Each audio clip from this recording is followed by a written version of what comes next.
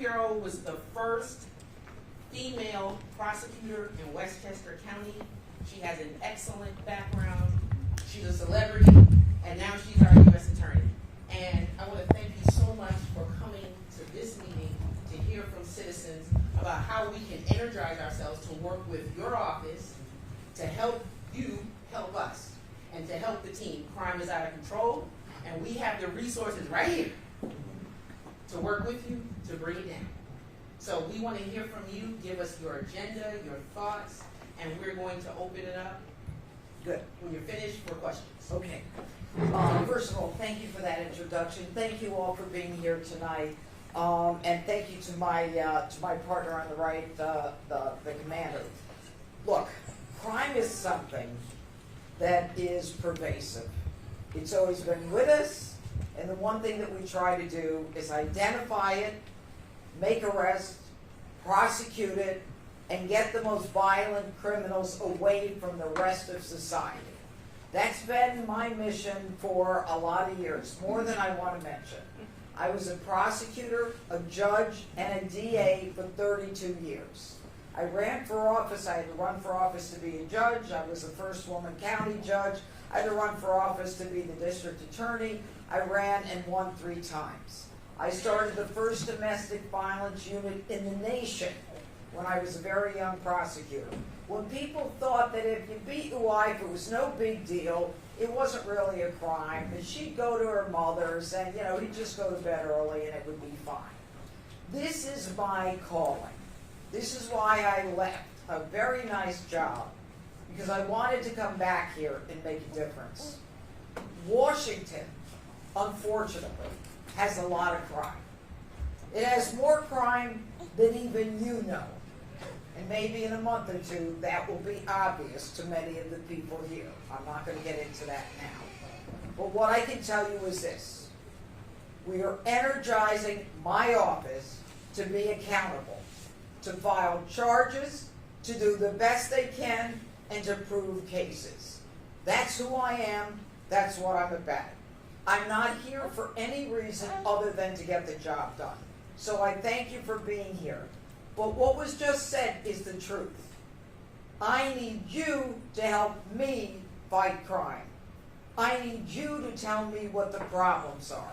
You to tell me where we're succeeding and where we're failing. So let's talk about the numbers.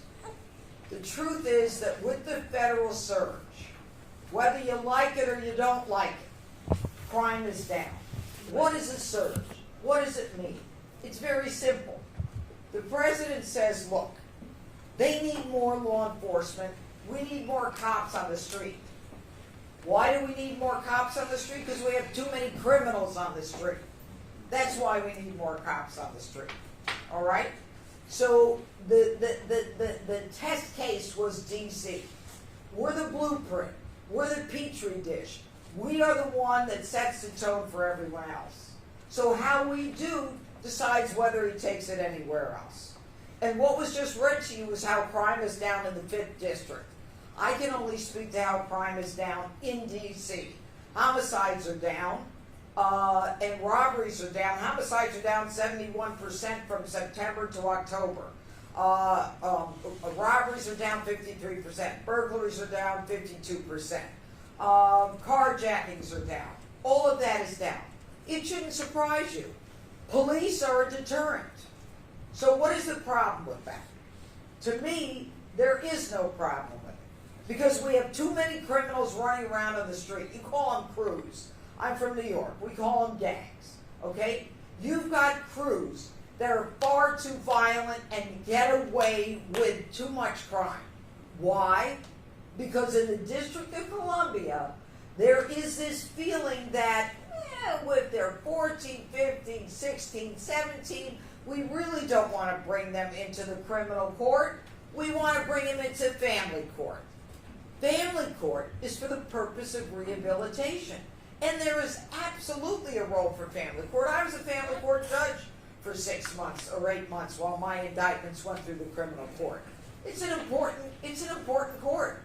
But I don't want punks constantly offending and reoffending and going through the same court over and over again and being released. Because when we give them second chances, the truth is we're giving them second victims. When we give them a third chance, we give them a third victim, and a fourth chance is a fourth victim. And every time I get a homicide, when someone is 18 years old and old enough to be charged, guess what? Their juvenile record are as long as my arm. And everything predicts what they were going to do. Everything from assault with a deadly weapon to, carjacking to any one of a number of other crimes, attempted robbery, burglary. It tells you the story of what's coming. But because they've been protected and coddled, they're emboldened. And they feel that they can keep doing it. And you suffer as a result of that. When I first came here, I was stunned. I'm from New York and I'm stunned. All right? That's saying a lot. The murder rate in this district is the fourth largest, the fourth highest in the nation. And it matches those of foreign countries that if I mentioned, you'd think I was off my rocker. All right? It's bad. And the reason it's bad is because young criminals have learned that they can keep going, reoffend, and ultimately kill. Now, I said to my staff, I said, you know what? I'd like to find out the number of teenagers that have been killed in the district. I said, for this year and last year, 24, 25. Okay. In 24, I think it was 26 victims. In 25, I think we're about 19 victims, if not 20. All right? So that's like 45. Every one of those victims shot with a gun of these 45 is African American. Every one of them. Not a one is anything other than African American. This is a very sad story, and no one is talking about it. And what is the closure rate? Closure rate means they arrested someone. The closure rate is 29%. That means that 70% of those people who murdered these precious teens, and I don't care how bad they were, or they might have been, they could have been saints for all I know. I don't care. The truth is, they had their lives taken from them by 70% of these dirtbags still on the street, still with a gun. And that's my mission. My mission is to work to end this. Can I stop people from killing? No. But what I can do is I can fight to lower the age of responsibility. Get some of these young people into the criminal justice system. And we need Congress to pass a law.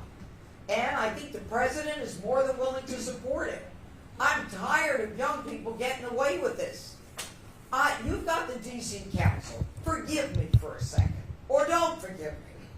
They have something called YRA. IRA, Second Chance. What is IRA? That's the Youth Rehabilitation Act. What does that mean? Somebody came up with an idea that, you know what, they're under 25, then what? Let's not give them the mandatory minimum. Okay, so they're adults, but still under 25. So we have a 19-year-old who's got an illegal gun. He goes on a public bus with an illegal gun. There are people on the public bus. There's a family on the public bus. The kid with the illegal gun, I wish I knew his name, not that he would care, he goes up to another kid and he shoots him in the chest. Now think about it. Why are you shooting him in the chest? Because he wants to kill him. But for the grace of God, the other kid lived. So my office takes the case to court, we try it, we get a conviction, we go to sentence. The judge says, under the Youthful Rehabilitation Act, 19-year-old, I'm giving you probation for 2 years. Be better. What? And you wonder why crime is so high? What? I would have put him in jail when I was a judge just for the illegal gun. And then for getting on a public bus where there were families and unloading that gun into the chest of another kid who did nothing. You know why I know he did nothing? Because we got the camera on the bus. Thank God, I got that. So right now, in the 5th District, we've got, I think there are, I tried to do this at like 4:30 today, crazy day. In 5D, between 24 and 25, we've got 10 teens who are victims of homicides. 2 of the cases are closed, and possibly 3. Again, 70% of the cases aren't solved. What we need to do is we need to come together. I need this information. We've got something, a tip line, an anonymous hotline. And if I had more time to think about it, I would have had it printed on a card, and I can still do it. And you know what, Tim, I know you're here. Let's do it for every district, because I'm going into every district. Okay? Tip line, anonymous. You don't even have to say who you are. 202-727-9099. I don't expect you to write it down. Or you can call it. Or you can text 50411. All right? Anonymous. Whether you do it or you don't, I don't know. But it's something. In every one of these cases, and I'm going to start a PR tour on this thing, $25,000, Crime Stoppers, money that comes from the MPD, all right, that I want to get out there, and I will go to each district and identify every one of these teens. And then what I've got is I've got next of kin that I'm going to call, the mothers, and talk to them about the fact that we need help in solving their sons and daughters' cases.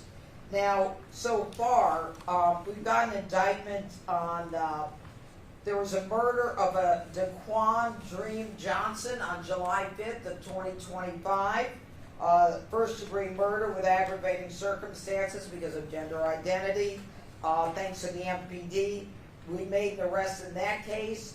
And then we also got a multiple count indictment against another victim, Zoe Kelly is her name. The defendant is, what's his name here?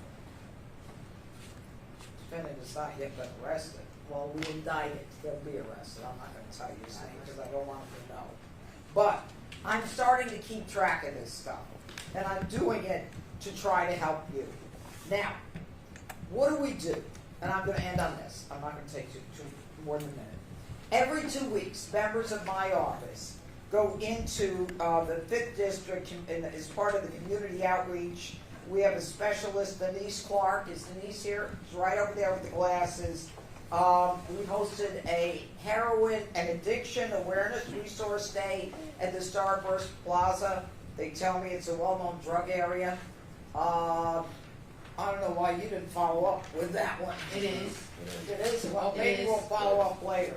Anyway, the organizations that participated, MPD, National Guard, Fire, EMS, Behavioral Health, Drug-Free World, Central Kitchen, Columbia Sentencing Commission, Court Services, CSOSA, Youth and Family, all that stuff, okay?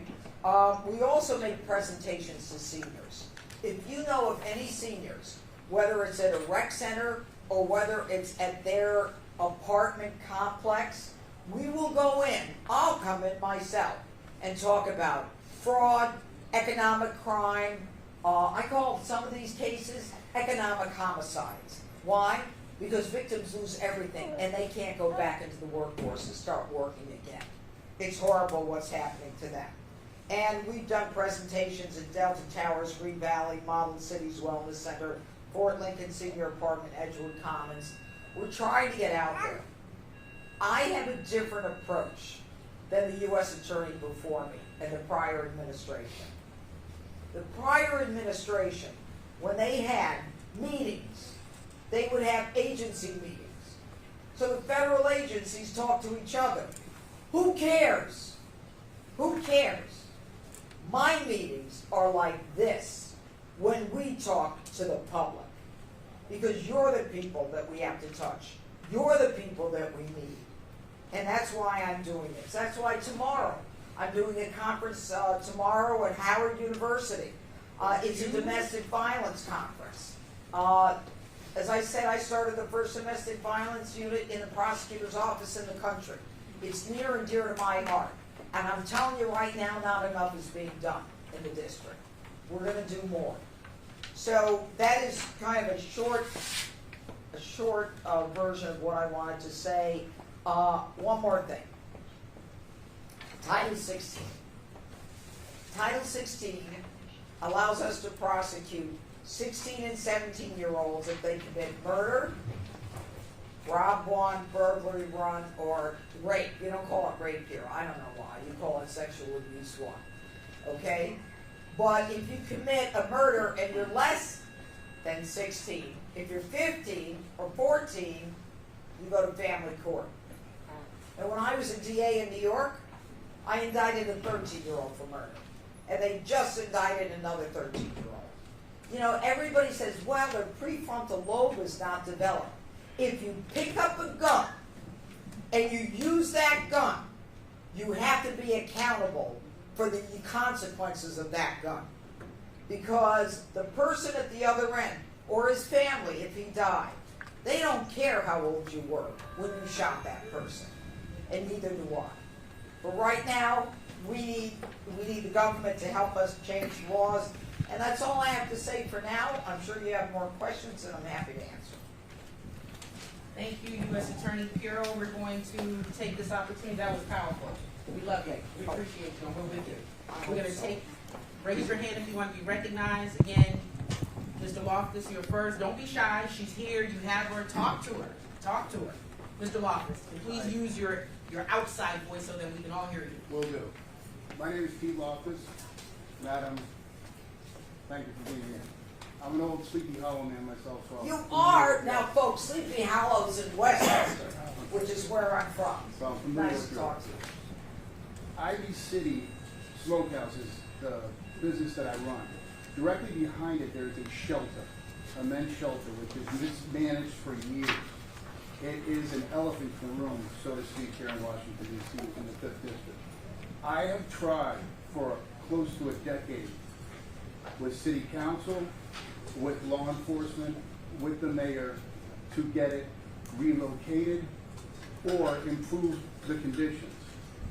We are plagued with everything from overdoses to rape, I'll call rape, to murder. And I have captured countless crimes on our surveillance cameras since opening our business in 2015. He's aware. Okay. So I want to, you said not enough is being done. I agree, and I have experienced that, so I represent the community on this subject. We have been trying desperately to get it relocated or improve. Who owns the shelters? It's managed by Catholic Charities, so that's a tough one because you have a good side and you have the other side. So I just wanted to make you aware of it. Have you spoken to, I mean, is there a bishop here? I mean, have you made any inroads with the Catholic Yes, Church? we have. We've had interventions. What do they say? It's short term. We're going to work on it. We're going to clean it up. Who owns it? They own the building? Catholic Charities, or they lease it? I believe so. The district owns it. The district owns it. So if the district owns it, that means the municipality owns it. And if the municipality owns it, then there are certain rules that they have to follow. That's right. And I can follow up on that. He's going to give me the exact address, but I'm more than happy to check on this. Where exactly? You said it's a men's shelter where? 1355 New York Avenue. Thank you, Captain. You've had murders there? Yeah, a lot of us also with dangerous weapons, stabbings, that type of thing. Then we have usually during midnight. Okay. I got it. Thank you. Thank you. Let me see what I can do. Next question. Commissioner. Hi. Thank you for coming. I'm Anthony Mohammed. I'm the chair of 7D CAC. I'm coming to see you soon. Yes. I got to get myself ready for that one. Will you support a no loitering law? That's a big problem. Loitering? People bring chairs, sit in front of stores all day long. Really? Lawn chairs, grills, the works. What, the DC council won't pass it? They pretend like because they're not a state, they can't have a no vote, which is not true. You don't believe that. It's not true. It's not true. No, we don't believe it. Why would they accept that? I like this, you know what? I'll tell you who's gonna like it. The big guy. Of course. If you're gonna make DC safe and beautiful. Right. And it's dirty. Tell me your name again. Anthony Muhammad. Commissioner Anthony Mohammed, thank you for your question. Commissioner. Yeah. I want to do that, Tim. Send it to Alicia, Elena. Elena. I see you, my handsome neighbor in the back, and then you, sir. Yes. Thank you. Thanks for coming, Judge Jeanine, former New Yorker, voted for you in 2006 against Cuomo. Yeah. Well, he's back. Now Yeah, you well, want that to was win. not such a bad guy Now to you vote for. want If I was, to yeah, win. I know. It's funny how that happened. I've been here since 2009, and as you noticed, and as the commissioner noticed, the big issue here, of course, is the council and their inaction.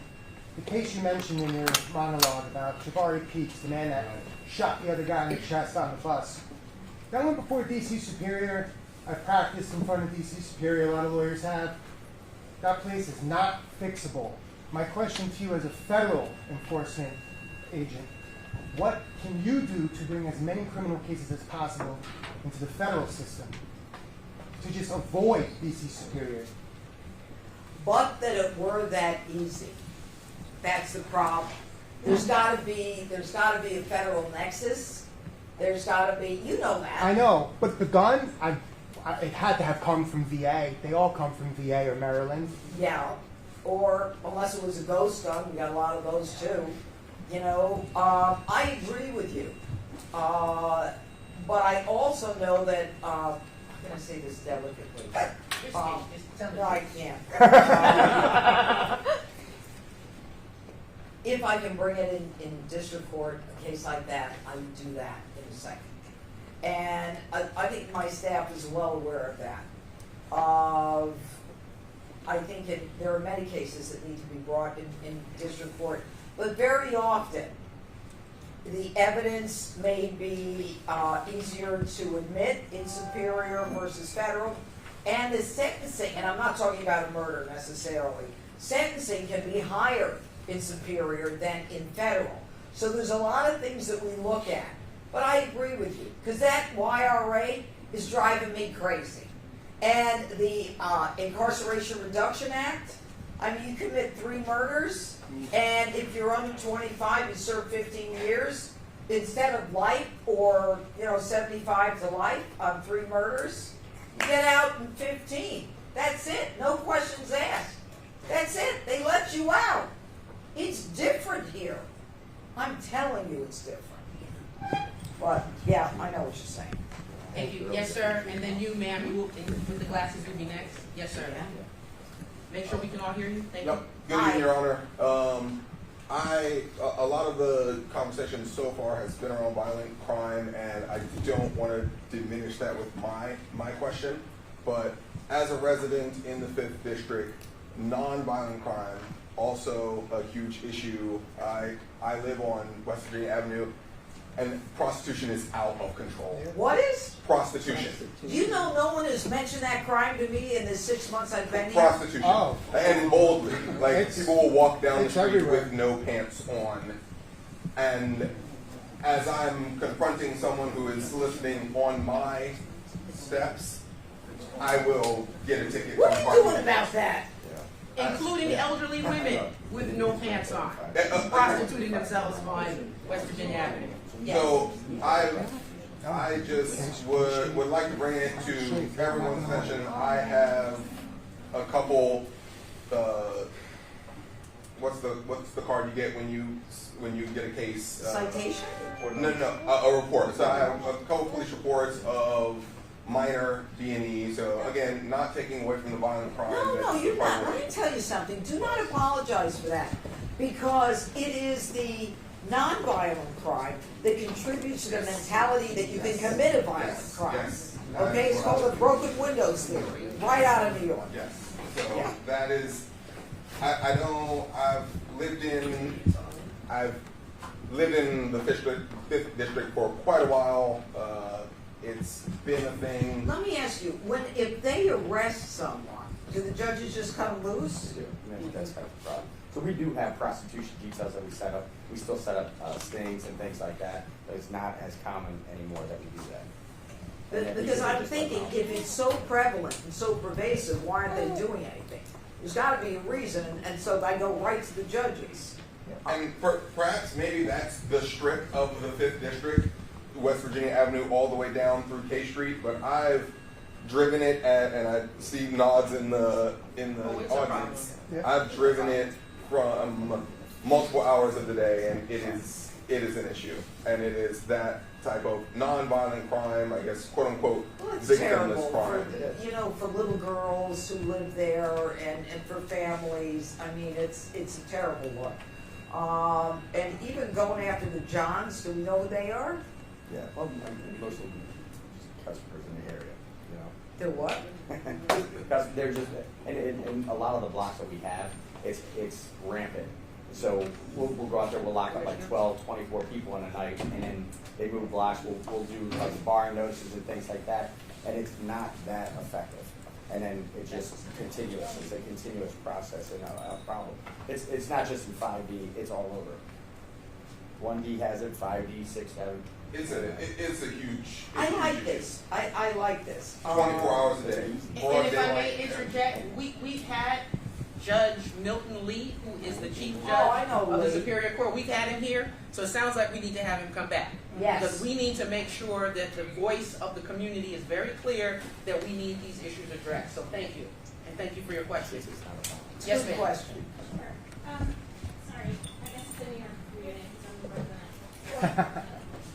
So two questions. The first is on your comments about what you're going to do post-search, which is to push for lowering the age on mandatory minimum. You know, I don't know about anybody else, when I was 14, I don't know where I would have thought to get guns. So I'm just wondering what's the plan for some sort of preventative measure. Before you have a 15, 16-year-old kid get on a bus with a gun, how do you stop that from happening? And I don't know if that's something that one person responds to, or if it's something that, you know, maybe someone else community. You know, I mean, it's a question that, it's a rational question, but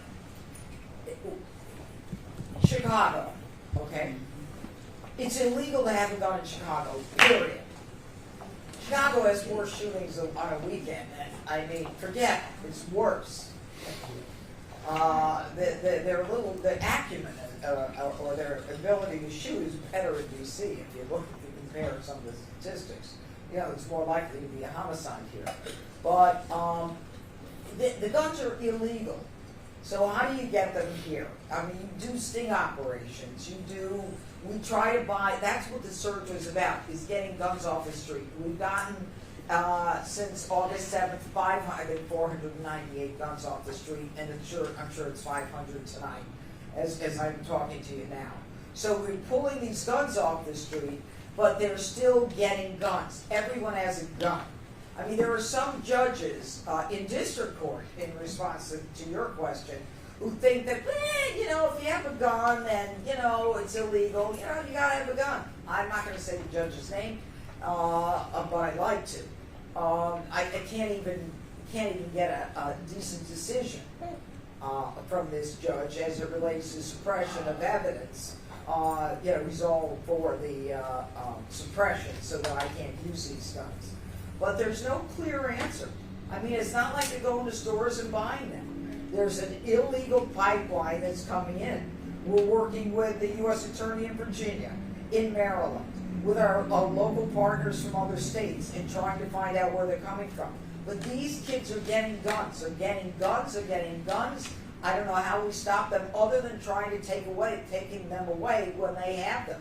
I don't know if you have any. I used to buy guns. I used to have a gun buyback. I used to buy back a gun. They take the money, buy a bigger gun. You know, it's you know, well, I used to get them sneakers. You know, whatever the big sneaker was. You know, and then they go get another gun. You know, it's a mentality. And by the way, the kid who had the gun was 19 on the bus. okay? And these 14-year-olds, any one of them will end up committing a murder. When they're 14, they have a gun. They got assault with a deadly weapon. I can't prosecute them until they're assault with a deadly weapon until they're 18. The second part of my question, and maybe this is very Good. You mentioned Starbucks Plaza in your comments earlier. I mean, the drug users aren't so much of a problem as the felons, quite frankly. And I see that happening blatantly and openly. And ironically, there was one night, I think, during the search, the federal officers were there on Starbucks Plaza, and at the bus stop across the street, I saw somebody selling directly to whoever their customer was, right? Like, they literally just Like, at the bus stop is Oh, yeah. basically their shop, which I think is insane. I don't know if police are doing about it. I don't know if they're coordinating with Somada. I have no idea. But that is an issue that I think can be, I hope, be addressed. And I don't think it's sufficient to just be pulling the users off the street. I think we need to address where they're getting them to supply them. I agree. We do that. We do. If I show you some of the stats on drug lockups, it's a continuous revolving door. Dozens of arrests are made, especially there on Benning Road, Starburst Plaza. It's a plethora amount, but they just, just keeps. It's like I said, it's a revolving door. As for the guns, we do a ton of outreach in schools, and not only that, out there in the public regarding guns. And something that the judge didn't mention is that a lot of these guns, these kids are making and manufacturing the guns also. It's easier and easier to manufacture these guns right now than it ever has been before. If you go to some of these gun warehouses or some of these, how do you say it, I guess in Virginia, hundreds of these ghost guns, but they can make them themselves, so it's getting a little bit harder and harder, to track them down, but we are doing the best we can with the amount of people that we have as well. So. Thank you for your question. I just Definitely wanted a great to question. jump in here. This is at the Starburst Plaza. This is the that is? C43, the formerly X8. So this person is passed out. He's intoxicated. He's under the influence. I know because I'm trained to identify the signs and symptoms of drug abuse. It's actually unlawful to be intoxicated or passed out in public. We know that these are not high priority crimes, Judge Pirro, U.S. Attorney. Would you designate your members of your team to start prosecuting these types of quality of life issues again? We had drug court that with Judge Rigsby and Judge Yvonne Williams, where we gave them citations. They were given citations. You don't lock up everyone, but you give them an opportunity to be accountable, and you mandate that they get treatment. Once we have them in the system, we can mandate that they get treatment. So, and I'm going to leave you with that. Yes, no, I agree with you. I think the leverage we can use is good. It's good for them, and it's good for the community. Thank you. Yes, ma'am, and then you, Commissioner, next. Good afternoon. Good evening. I don't want to belittle, I know that the gun issue is a major issue. I reside near the 1,000 block of Bladensburg, 1,600 block of Levi Street, Northeast. I lived there in this area for about 14 years. Prior to that, I lived in the 4th District for about 10 years. And the reason I'm here tonight is because several months ago, there was a murder on 16th Street Northeast. And when I would walk, just to exercise with my husband, I would know that there are these young men that would just sit there and loiter near the sidewalk away with little chairs. Since that time, they moved onto the 1600 block of Levi Street to the point where when I leave in the morning at 7 a.m., they're there. If I'm home off work, because right now the government is furloughed, they're there, they take a lunch break, they go back to do their drug selling, they come back, they're there all day, they leave again at 5 p.m. to eat dinner, they come back, they're there till 11 p.m. at night. Right before the 4th of July, probably around April or May, or even in August, they had fireworks all night long to 2 a.m. I'm a federal employee, so I had to go to work the next day, convene a 50 panel government grant review for 40 people online. At 2 a.m., I called my local person for the 5th district. I get transferred to their communications person. They basically tell me there's nothing they can do. I have to deal with it. Neighbors, I'm calling 911 5 times, 6 times. My husband's not once complained. He called 4 times. Then the dispatch was like, do you feel unsafe? I feel fine. You won't leave a name? No, I don't want retaliation. Then I'm happy that the surge came because they came on my street 3 to 4 times. But when they came, I don't know if they're not trained to understand how this works in terms of what people do to sell drugs, but they have their flashlights flashing, pointing them into our cars. We're watching them on the ring camera. They think we're the drug dealers. Drug dealers are smart. They're not parking on the street they're selling drugs on. They're parking on the side streets. They know exactly how the system works. The police officer drives through. They don't leave. They just calm down. They have boom boxes. They're having block parties. They do not live there.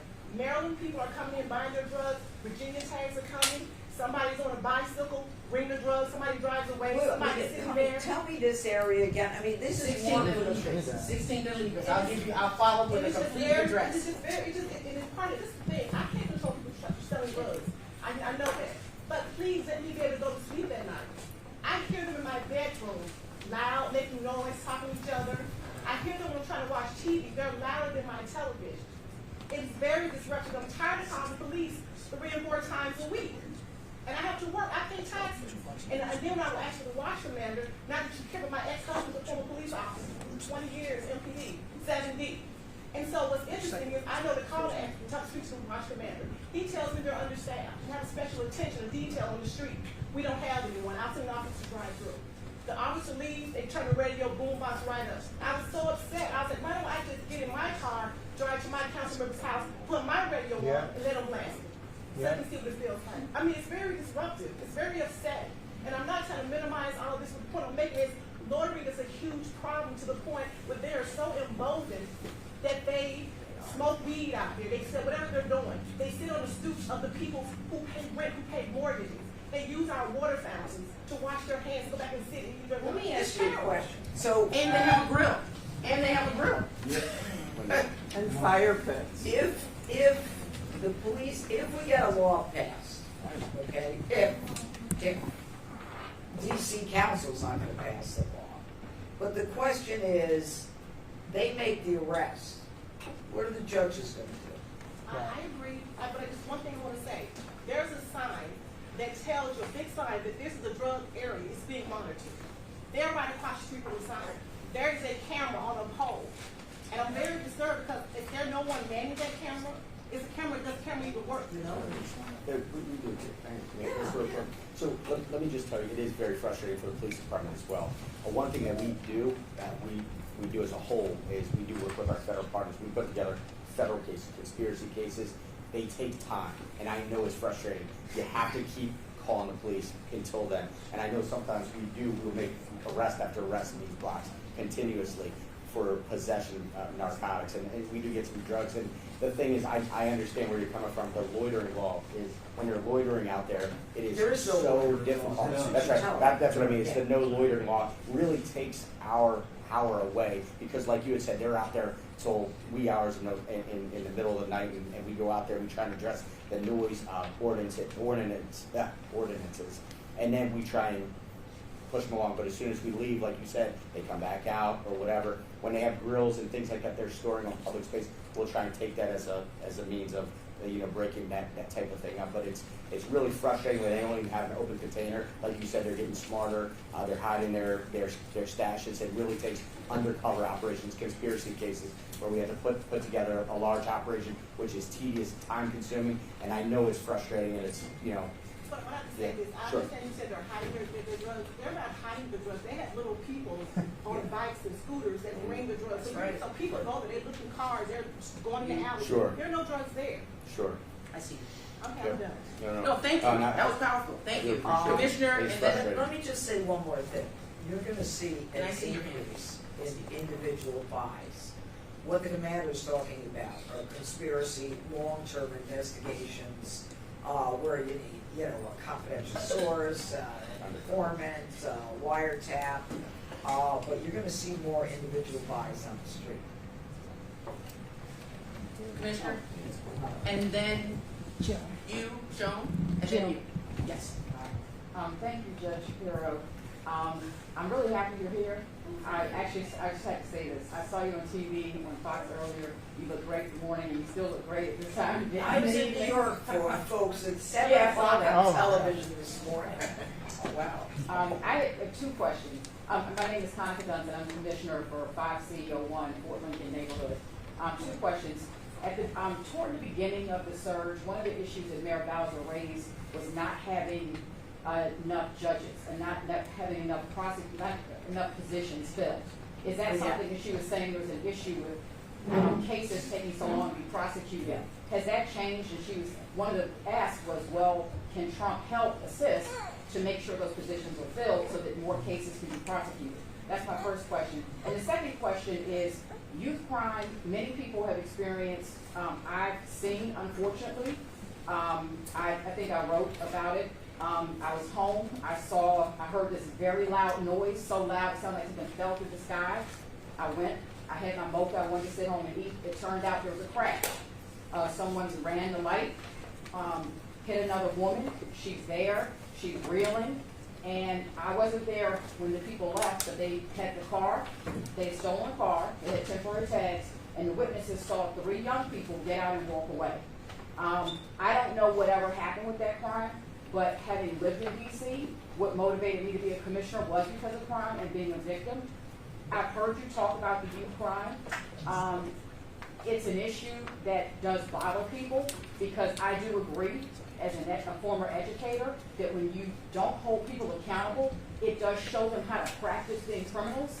And even from a grace and a Christian perspective, you have to repent before you can be given grace. That's the turnaround. I've heard you talk about this, and you say that they're brought into family court, not criminal court.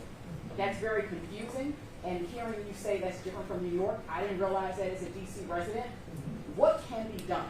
Because if you are committed a serious crime, stealing a car, leaving a woman traumatized with injuries, someone's brand new car wrecked, what can be done? Is it a legal thing? Is it something that needs to happen in DC Council? And then I also know some DC residents don't agree with this, but some of the federal laws coming in to say, Congress will make some laws. I know there's bills now, but is it a DC law? Can it be made at the congressional level? What can change so that you are held accountable for these serious crimes? Thank you for the questions.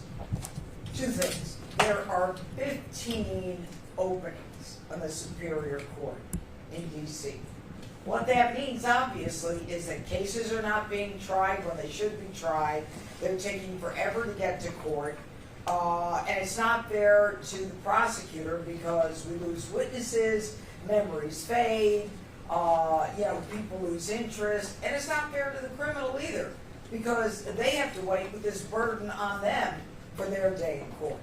So the president has been involved, and there are right now 6 people that I know of, 3 of them that I recommended from my office, and believe me, I don't need to lose people in my office. I've got a lot who were gone. I'm short 90 prosecutors and 150 paralegals and legal assistants. I mean, anyway, I'm in bad shape. I can't use the term I was going to use. So, the president is going to make sure that those positions get filled. You will see them happening hopefully on Thursday. And we have a continuing group that we are putting before the Senate because they need Senate approval. You've got the Judicial Nominating Commission in D.C., but you also have Senate approval that is required. The president is on this. He's been on this since I got here. Okay, that's number 1. Number 2, the question that you ask, and I appreciate it because I assume, because I talk about it so much, you know the difference. Here's the problem. The age of criminal responsibility in D.C. is 18. So that means if you commit a crime when you're 14, 15, 16, or 17, you don't automatically come into criminal court, you go into family court. And sure, family court can put you in a juvenile facility, but you get out in a minute and a half. Okay? But only after you attend yoga and an ice cream social, and then you're good. Okay? Then they let you out. Now, I'm going to get in trouble for that. You know that. Now, you're right. That's the word of DYRS. Oh, DYRS, right. So, what the president is trying to do now is lower the age. The D.C. Council will not do it. Mayor Bowser, to her credit, has been working with us to cut back on crime. to her credit, and we have been working with her since I got here. I met her, I think, the second day I was here. So, I mean, that's a good thing. But the council will not change. And I don't want to mention that one of the council members we indicted in federal court. That's going to trial soon. That doesn't help things. But in the meantime, until we make those kids responsible and lower the age so I can get them into criminal court, you've got professional, experienced criminals emboldened to reoffend because they know I can't touch them until they're 18. Now, a couple I can touch if they're 16 or 17 if they commit murder, rape one, burglary one, robbery one. Okay? But the Attorney General, your local Attorney General, can refer cases to me, some that are so outrageous they should be referred. Okay? You know how many cases have been referred to my office in the last 30 years? 5 in 30 years. So I can't get those cases. So we need Congress to change the law because the DC Council won't do it. And that's where we are. You've got the president behind the surge. You've got the president who's going to put the judges on the bench. You've got the president who's going to lower the age. When he came to D.C., President Trump said, I'm going to make D.C. safe and beautiful. And you know what? He's going to do it. It's not easy. You know, he's cleaning up the parks. He's cleaning up the roads. He's really very particular about what things look like. And so this district will benefit from all that. But it's a hard push. Every day we're pushing against juries, pushing against judges. You know, getting witnesses to come in. You know, getting them to testify. Even in domestic violence, they don't want to come in because they're afraid. Legitimately. So you've got to have an office that is interested in people enough to say, I'm going to help you. Stick with me, because I'm going to help you. You know, it's not, this district, the U.S. Attorney before me did not paper 65% of the cases. That means in 65% of the arrests that this department made, they didn't file charges. I'm charging in 92%. So sure, am I running into trouble? Yeah. But you know what? I'm doing what I'm supposed to be doing. If the case doesn't deserve to go forward, a judge will tell us that. I can make that decision also myself, but there are some where I think they should go forward and let the system work. But everything is we're working hard for you. We are. All of us. And if I may, U.S. Attorney Judge Pirro, Yes. our judge, our U.S. Attorney, we've had all of your predecessors since 5D Court Watch was created in 2008 come right here to this room, to this meeting, except for the last U.S. Attorney. He refused to come. So I find it really appalling, you're being nice, appalling that he didn't prosecute all of the cases. He didn't help out our officers. He didn't help each and every one of us when he could have. So that you are addressing 92%, Yep. we appreciate you. Yep. Next question. And I see your hand, sir. And I see you, just acknowledge former 5D Commander Fitzgerald. I mean, he's turning 3 shades of red here, but, you know, he was right there in the trenches. Yes, ma'am. And then I see, oh, you're next, and then Mr. Johnson, you're next. After you, Mr. Johnson, and then and then I see you, Mr. Sonia. Yes. Go ahead. Yes, my name is Jill Perry. I live in Ward 5. I'm very familiar with the men that she's talking about in the Trinidad area. I walk my dog several times a day. And I know that crime is a very important issue. The danger to all of us is scary. But the police are working very hard to do a very important job. But nothing is going to change until we give these men and youth a purpose and a place to go. It's going to get worse. It's not going to get better. The poorer people get, the less purpose and hope they have in their lives. So before we put handcuffs on them, we need to have an army community walking around saying, how can I help you? And what place can we establish for them as they also are part of the community? Thank you. I like that, and I'll tell you what's important about that. What's important about that is if we addressed it with Police Athletic League in New York. Do you have one here? Yeah. So that the kids have something to do after work, after school, so they do have a purpose. I believe in that. I believe in those programs. And a lot of people in Chicago believe in those programs too.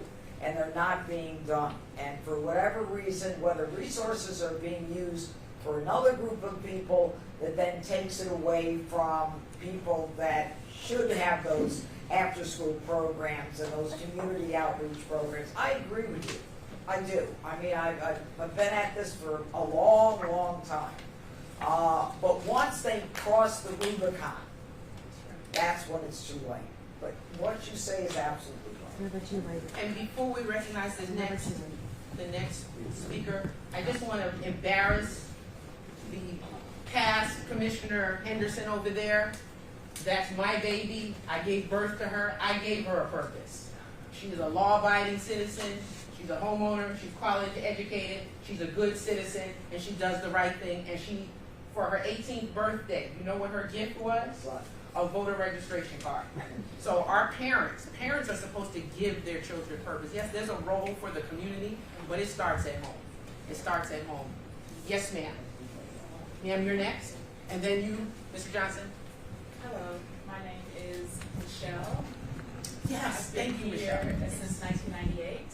So I've been here a very long time, and I've seen so many things. I've seen what you're talking about as far as the barbecue, and I've seen everything had the Constitution of West Virginia. I mean, we could literally write a book. I'm deaf, so obviously I walk around just fine, but since I'd say summer of 2020, from that point on, I feel like things have started to change.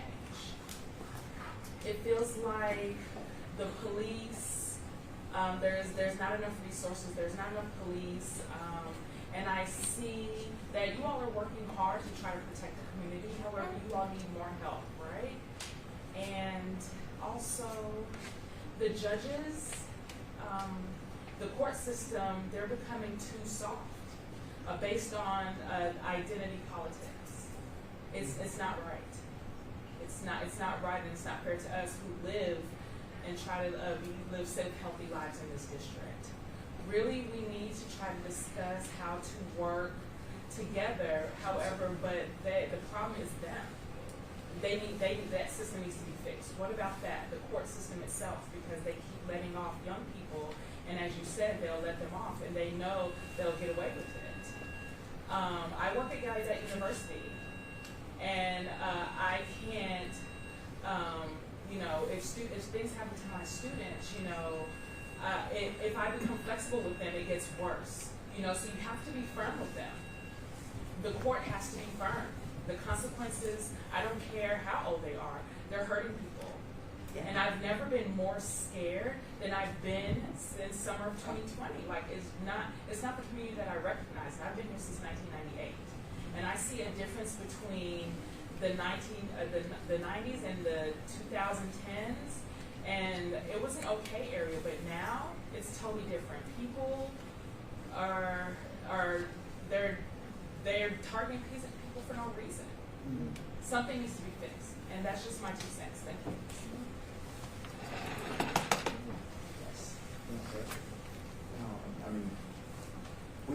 I think the elephant in the room right now is the actual personnel that we've had over the diminished amount since 2020. The amount of people that we've had, as far as the police department goes, has been drastically reduced. If we get 20 people in an academy class, we've already lost 30 that month. So we're in the negative. Every single month that's happening. I think the last month we had our first positive month, from what I've understood. Yeah. But it's still, sometimes it used to be, I guess in 2008, 2009, you'd see like 30, 40 people in our academy class. Now we're just putting together 10, 12, piecing people together. So it's been rough. It's been rough over the last 5 years. So one thing with the surge has provided us with additional resources, additional persons that actually are riding with us and taking regular radio runs or stopping criminals, stopping people in Levi. You know, these areas that need it, that we need to go ahead and hit. Like I said, I talked about the conspiracy cases. These are long-term investigations that we don't have the personnel to do in all these neighborhoods. I've got 4 or 5 of them ready to go, but we don't have the resources to do it or the time commitment to do it. So what we do is we try and hit what we can in each neighborhood and go from neighborhood to neighborhood as best as we possibly can and arrest as many people as we can, but we cannot arrest ourselves out of this issue. I think we talked about some of the community outreach. We do a ton of outreach continuously, day in and day out. I work my community outreach all day long. Sergeant Leak in the back there, he is a one-man crew. Every single day, he's got follow-ups that he does. If there's a shooting, if there's any kind of robbery, he is usually behind the scenes the very next day without even telling. He's in these communities handing out flyers, prevention flyers. Over the summer, we had a ton of kids that were taking AirPod Maxes off of people's heads and just running down the street. That was a big thing for a while. We made a lot of arrests off of them, but they just, they dissipated after we made the arrest. However, now they're back out. We just saw a couple over the last couple weeks here. So we are getting out there. We are trying to do the best we can, and it's not uncommon to hold over entire shifts just because of the personnel problem that we have. And it's a continuous thing. Our guys are getting burnt out, and that's where problems lay. So anyway, I don't want to over talk. I could go on and on about that issue, but I appreciate you bringing that up. So thank you. Yeah, I just want to add to what the commander's saying. Number 1, George Floyd. Number 2, the pandemic. Okay? Everything changed after that. It was defund the police, demoralize the police. We didn't have the resources. They didn't have the support. The 3 dumbest words that anyone has ever said was defund the police. Because in the end, all of us suffer as a result of that. Are there problems? Absolutely. Do we prosecute those problems? Absolutely. But at the same time, if you think that defunding, demoralizing, assaulting police, letting people get away with it, in New York City, I saw things happen to police that was unbelievable. You throw milk cartons at them, you hose them down with water. They weren't allowed to do anything. They weren't allowed to respond. And now we're dealing with trying to come back from that. Your numbers are down. Everyone's numbers are down. It's a result of that crazy mentality from that time. Mr. Johnson first, then you, Commissioner. Yes, sir. Yeah, well, you out of town. I'm on DC resident. I appreciate you making your statement about defunding, and I'm glad you got to that point because I was going to bring it up. When you saying about defunding the police, there's a lot of issues that the police need to be courageous on and make arrests, but they're not doing their jobs when they have to. Because you could be 4 or 5 deep in the car, 6 deep, and like these residents are saying, you got drug dealers, you got juvenile delinquents driving by in abandoned cars, selling marijuana, and prostitution is rampant 24 hours a day, and these police, they do the best they can, but they still have to make an arrest as a group.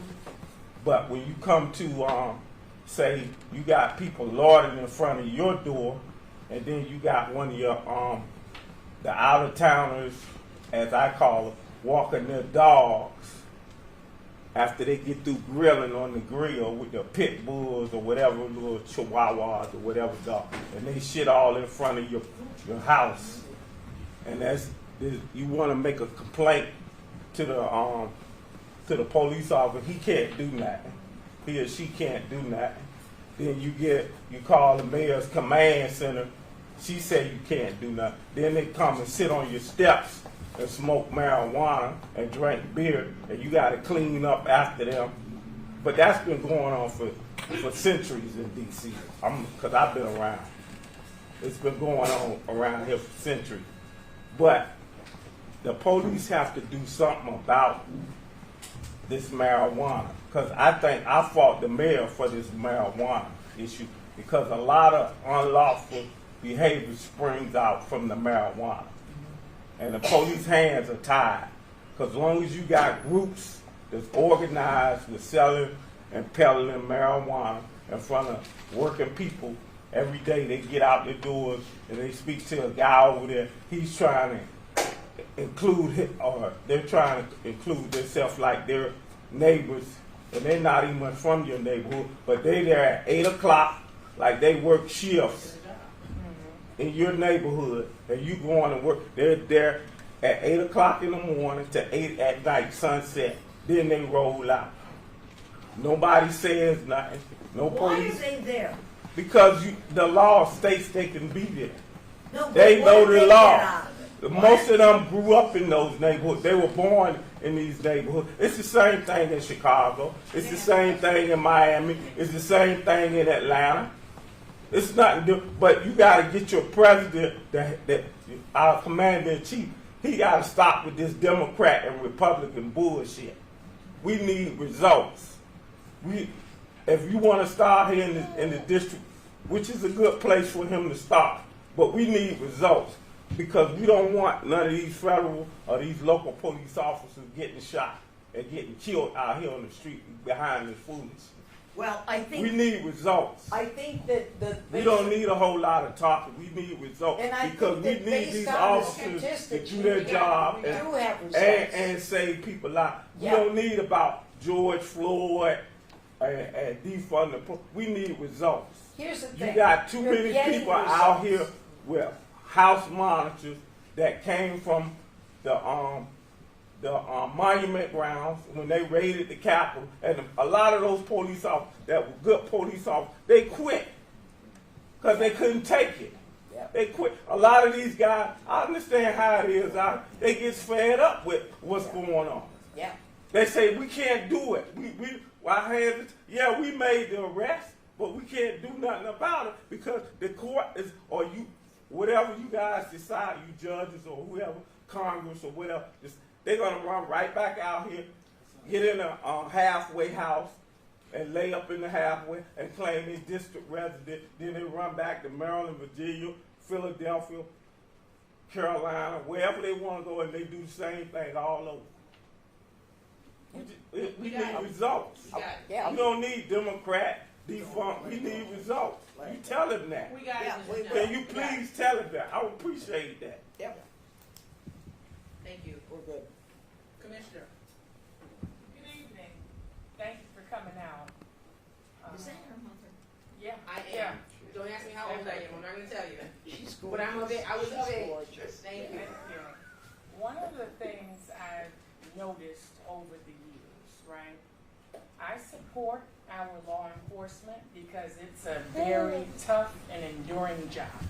Every time you put that uniform on, it's game on. You don't know what you're going to encounter. But one of the things I've noticed about community involvement, we talk about arrest, but I've never really heard deep discussions about recidivism and why it continues to occur. And a lot of individuals, I understand, if you happen to victimize someone or if you yourself have been victimized, of course you're not thinking about the person who just attacked you because it deeply touches you. But once that individual undergoes the court system, prosecution, and so forth, now it's time for lockup, imprisonment.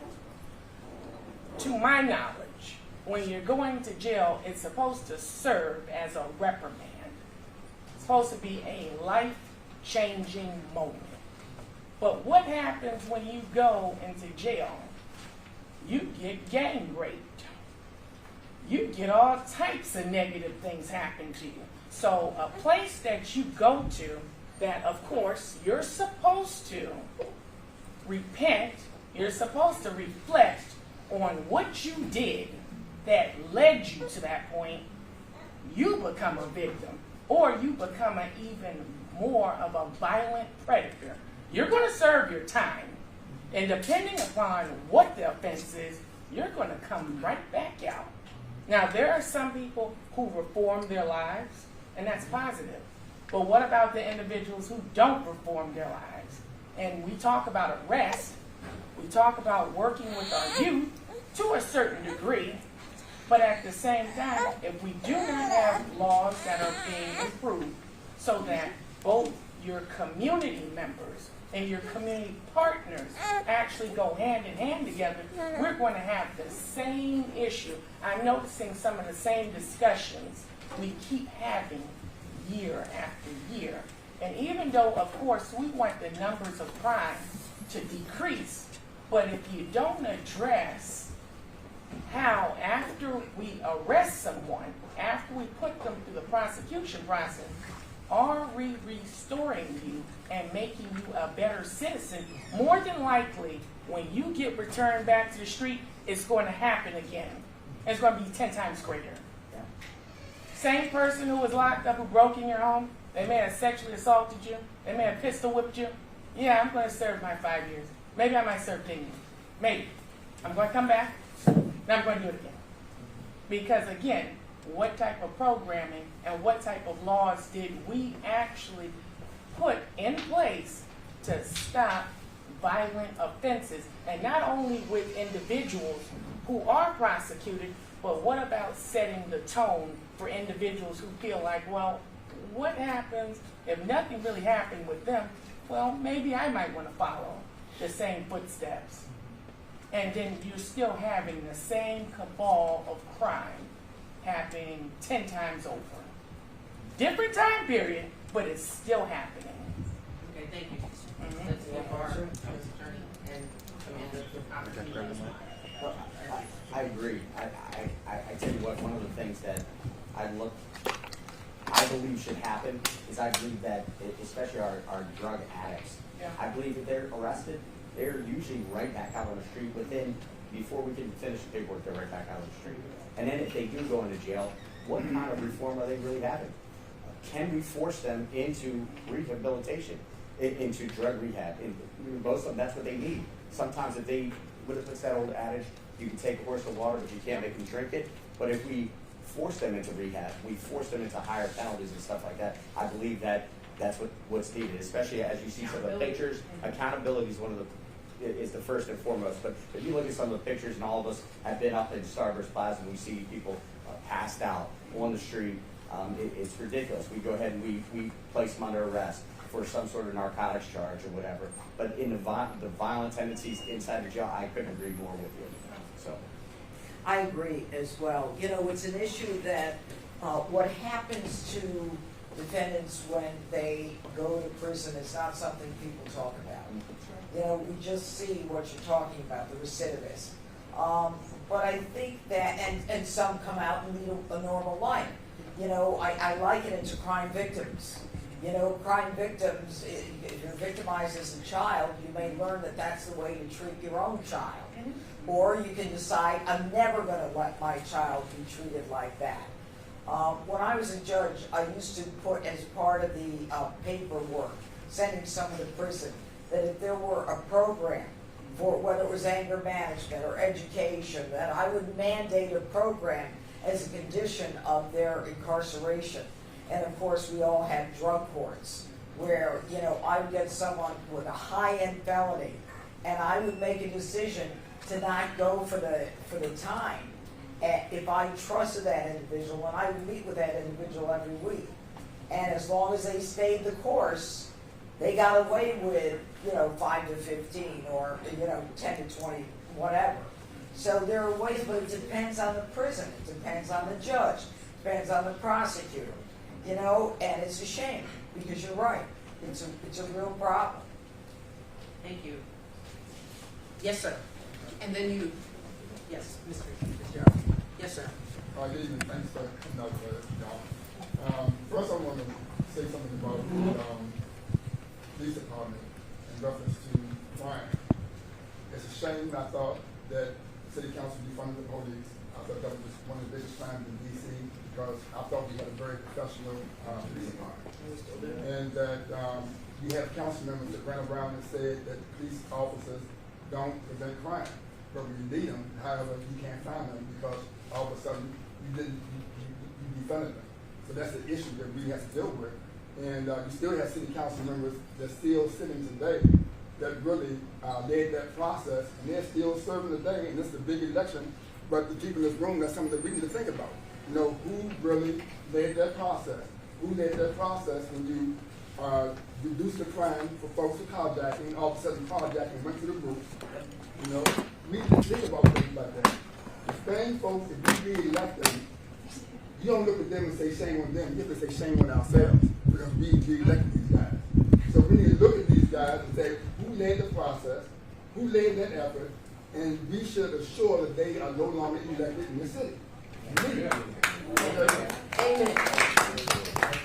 Secondly, I want to look at the Starburst again. I managed the Starburst for a while, and we just started to manage it again as of this month.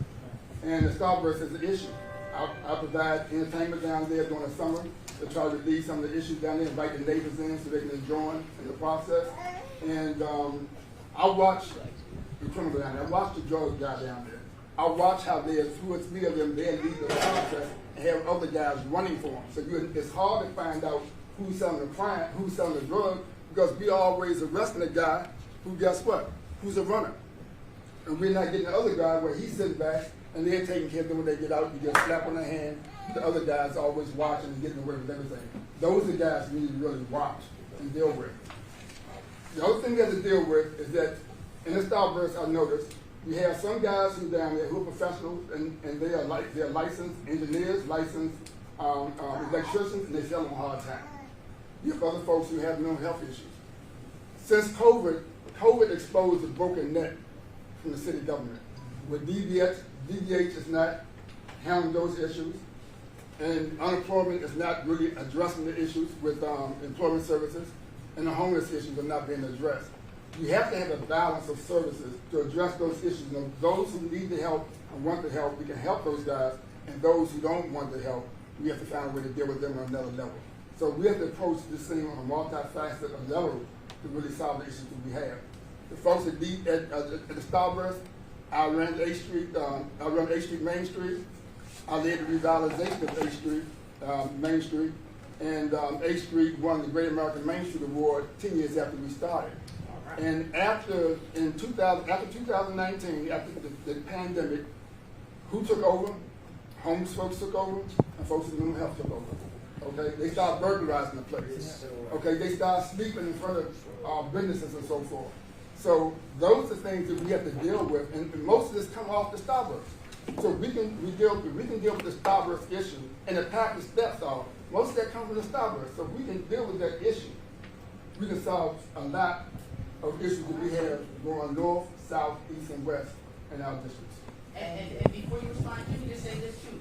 We also need some money from Governor Wes Moore for his citizens that come to the Starburst Plaza every day to fellowship around illegal drugs and alcohol.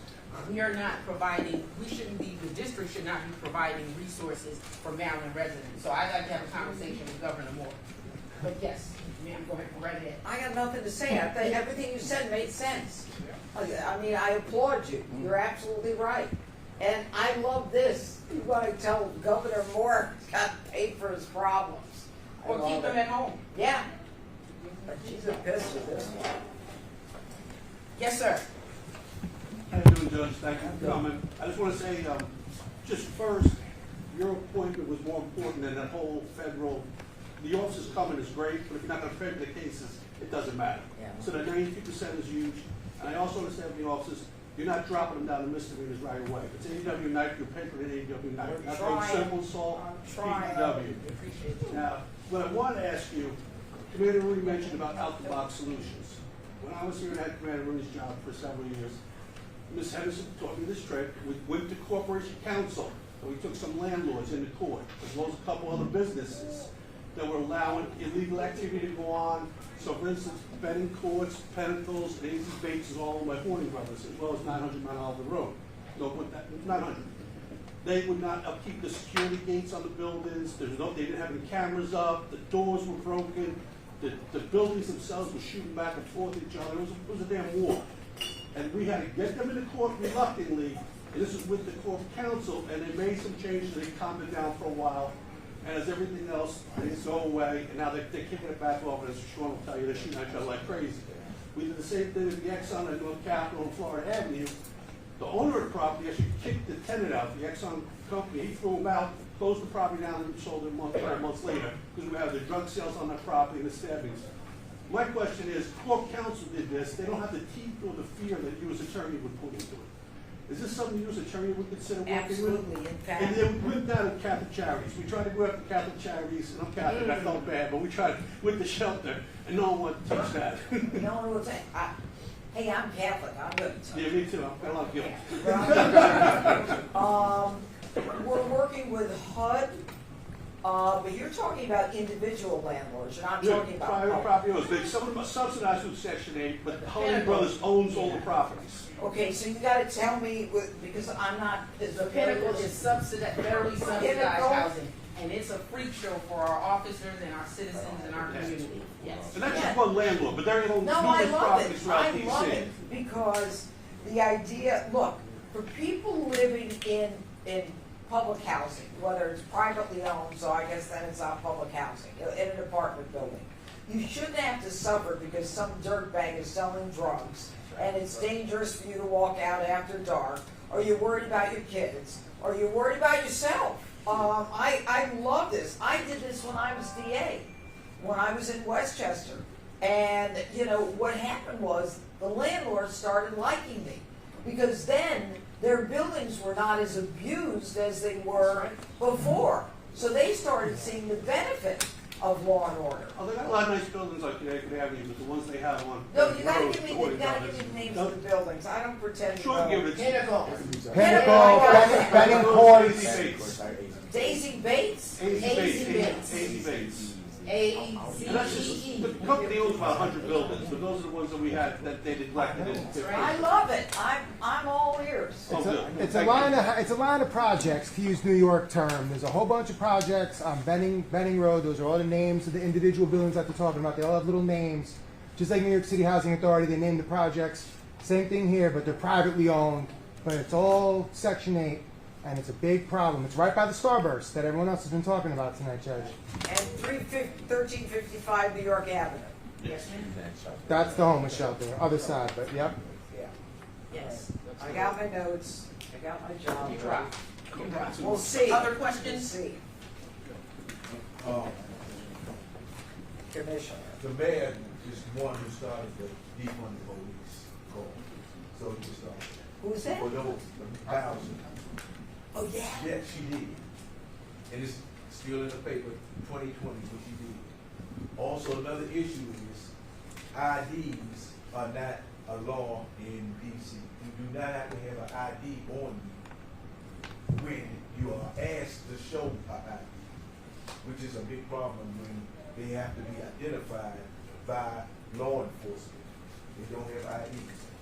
So they can sit all day long and no one will ever ask them for an ID. I know where you're going. Yes. Yep. Okay, no ID.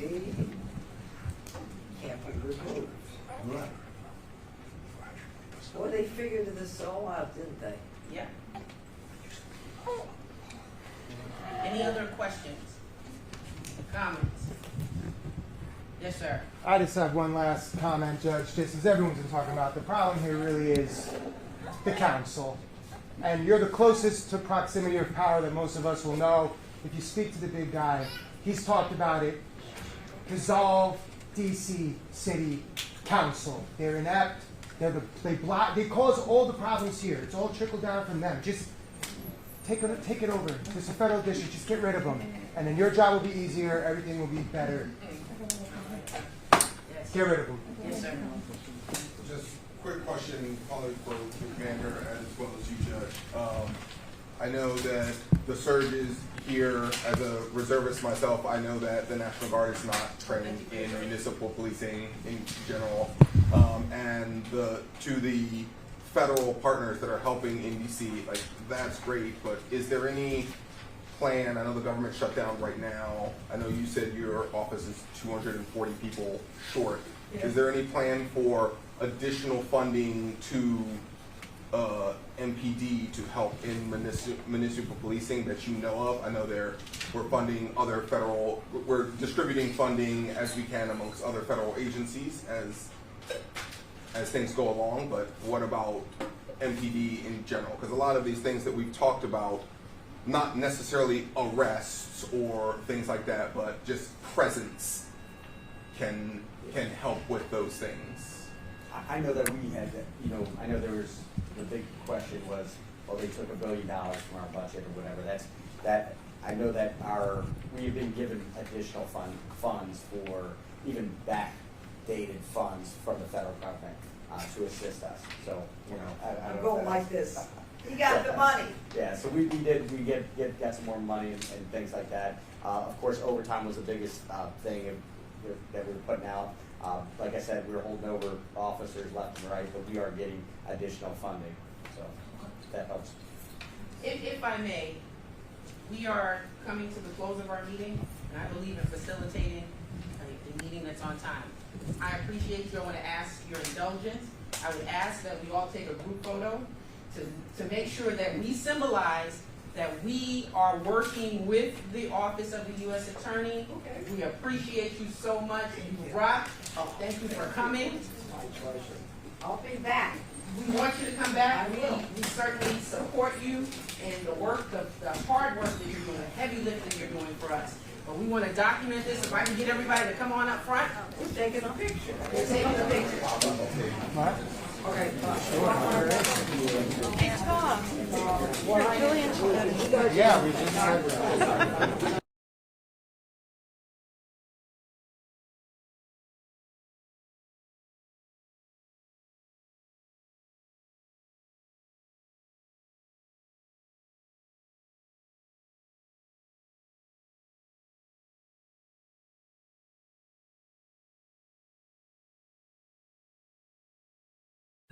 All right, perfect. All right, so sort of just first basic question, first name, last name, spelled in both ends. Kathy Henderson, Kathy with a K, Kathyhenderson. I'm the immediate past Advisory Neighborhood Commissioner for 5D06, and I'm an 11-term award-winning Advisory Neighborhood Commissioner. That's amazing. And a creator of 5D Court Watch. Awesome. All right, so obviously Jeanine Pirro is going to be coming here to talk about safety in D.C. What are you hoping to hear? What are you expecting? We expect for Judge Pirro to work her magic, to do what she did as a prosecutor in New York, to really, really invigorate the Office of the U.S. Attorneys, to make sure that they're on point and they can support the arrests that our officers are making. We need accountability. We need accountability, and more accountability. Crime is out of control in the district, and it needs not be out of control in the district. We deserve to be safe in every ward, in every corner of the city, and right now we're not. But our team is working very diligently to make that happen. We have the officers, working overtime, spending the nights here. The commander spends the night here. That is really unacceptable to really and to talk about reining our crime in. So we look forward to this dialogue with Judge Pirro, our U.S. Attorney, and we appreciate her background, we appreciate her passion, and we appreciate what she brings to that office. And so you mentioned about just the increase in violence and things like that that's going on in D.C. So having her here to discuss with you, that's got to feel pretty good knowing that. It feels wonderful so that she can hear from the citizens. So it's really, I feel that government needs to touch the citizens. And for her to come out here tonight and sit with us, stand with us, drink some green tea with us as we talk about what we can do to work with her office to make sure that our citizens are protected, I think it's a beautiful thing. And your organization is obviously in partnership to help out. Oh yes, 5D Court Watch, we're on it. 5D Court Watch was created in 2008.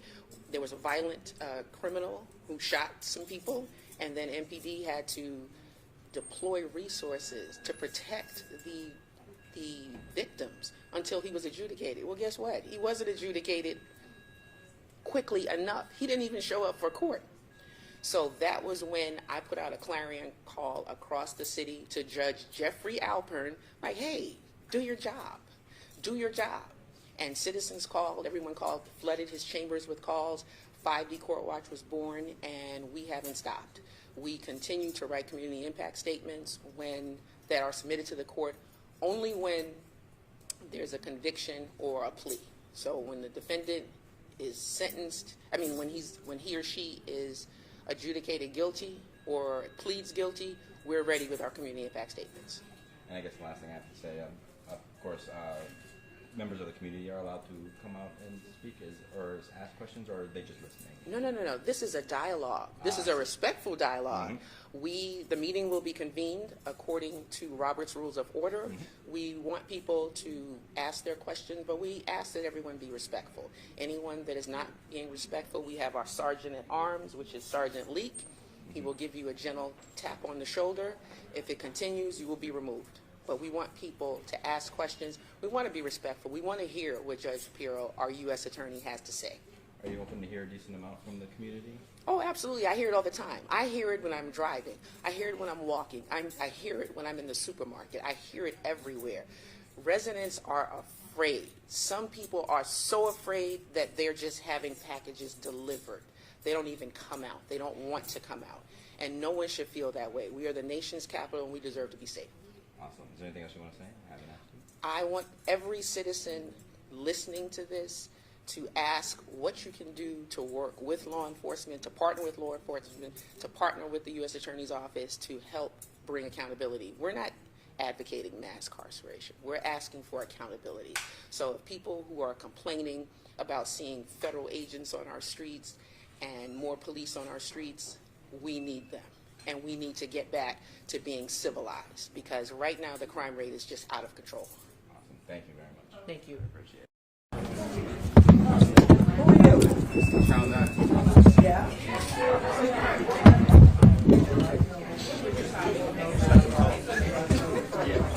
Beautiful. Thank you, everybody. God bless you all. You've been a fabulous audience. I love you. You're honest. You spoke up. And we can't thank you enough.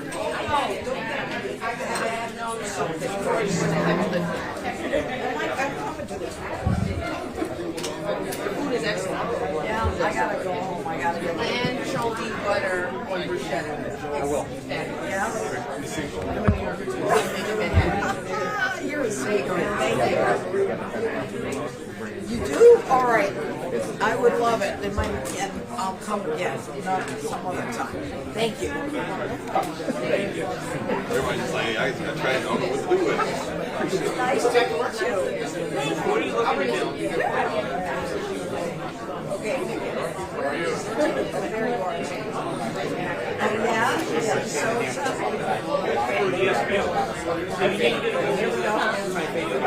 Security officer management. all right. and don't forget to take some food. All right, thank you.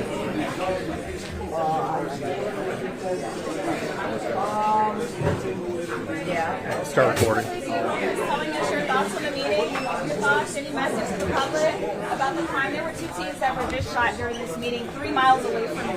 Yeah. Is there anything you want to say to the public just about that shooting? What needs to happen to stop this crime? Look, I don't know the specifics of the shooting. I heard about it. I just got a text. But what I can tell you is this. We're doing everything we can to make this district safe for the people who live here.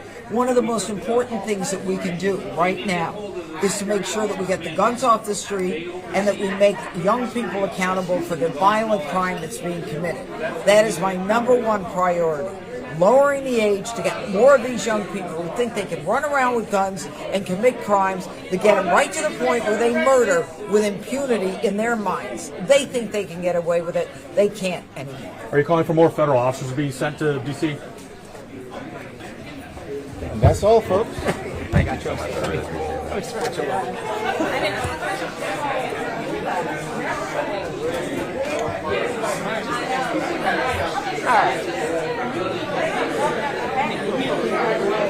I was talking to Officer Lee.